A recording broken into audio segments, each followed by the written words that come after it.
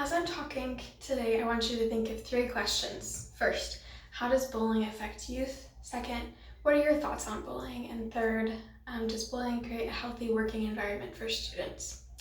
49.8% of kids ages 9 through 12 have said or reported an experience with bullying personally. Bullying is something that is very prevalent. And for me personally, I moved halfway through my freshman year of high school from a school in Michigan and a school in Tennessee. And because of this move, I had a very drastic difference that I could see in the way that the school was run.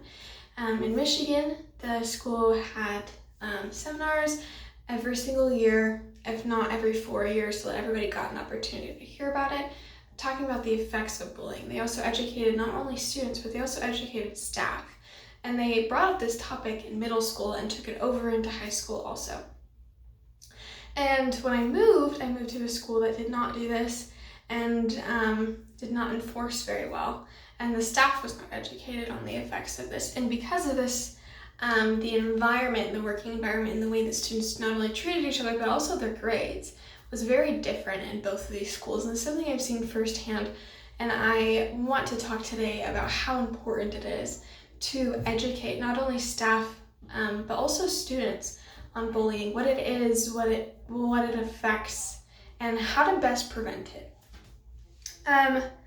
So first we're going to talk about what is bullying, and then what's the effect of it. And then we're also going to talk about why schools should educate their staff and students and make this a priority in their schools. So what is bullying? According to StopBullying.com, bullying is unwanted aggressive behavior among school-aged children that involves a real or perceived power imbalance. The behavior is repeated or has the potential to be repeated over time. Both kids who are bullied and bully others may have serious lasting problems. So there's 3 types of bullying that just kind of wraps everything together. Every other category that you'll hear about falls underneath these categories. So there's verbal, physical, and social.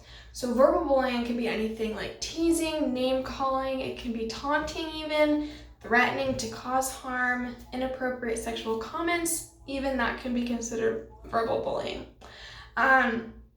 Social bullying can be defined as something is excluding or encouraging others to exclude. Spreading rumors, intentionally embarrassing someone in front of others is also can be considered bullying.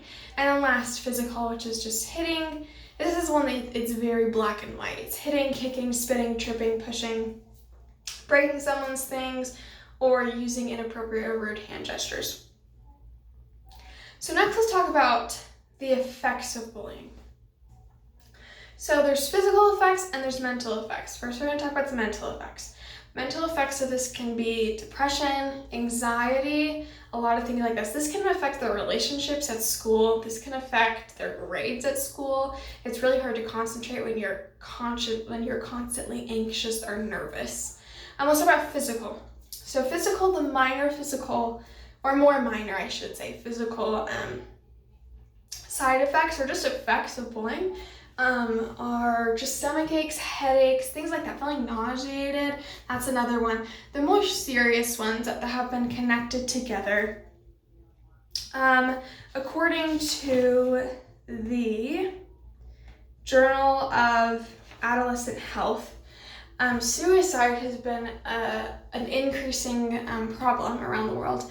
And this can be a cause of bullying, which is obviously a very serious physical effect of this. Eating disorders are also known to, can be led up to by bullying. So next let's talk about why schools should educate staff and students. So according to federal laws, there are no laws that actually address bullying in schools unless it's an overlaps with with a law that has to do with harassment and protecting that way. And only some states require their school to take action in reporting it to the law. Most states do not actually require this. So what does this mean exactly? This means that a lot of schools are not required to report this. So this is something that can be brushed under the rug, and this also can be something that, so bullying is something that can be brushed under the rug by the school, and it can also be just easy to ignore, and they're not required by law. So it's really hard to do something about it as a student or a parent if you want to take action, because it's not required to have it reported. And a lot of the reason why it's not reported is because people are just uneducated about it.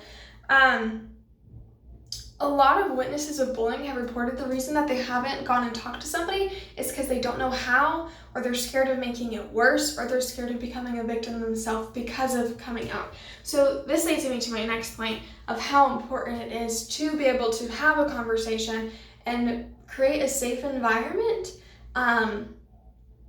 so that students feel comfortable coming up to a teacher or an adult within the school walls to help them with this problem, whether they've experienced it or whether they're seeing it, because both parties are important in reporting.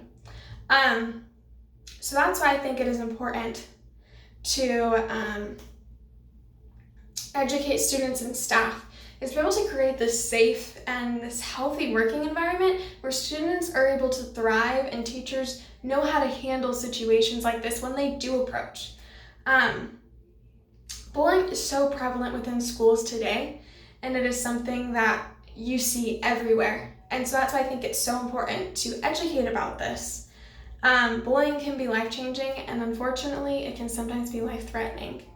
It's important for us as people in the community that have schools surrounding to understand the importance and try to make a difference.